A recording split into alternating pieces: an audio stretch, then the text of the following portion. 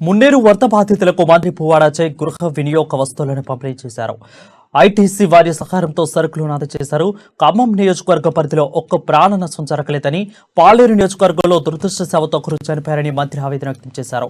మున్నేరు పరివాహక ప్రాంతంలోని ముప్పు బాధితులకు ఇక ఇబ్బందులు రావని, మున్నేరుకు ఇరువైపులా ఆర్సీసీ రీటైనింగ్ వాల్ నిర్మాణం కోసం వేగంగా ప్రతిపాదనలు సిద్ధమవుతున్నాయని చెప్పారు.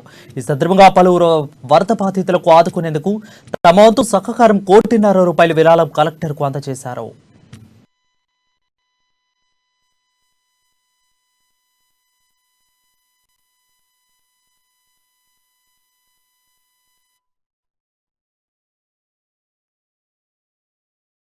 చేస్తే ఆయన ₹1 కోటి కలెక్టర్ గారి అకౌంట్ లో వేశారు.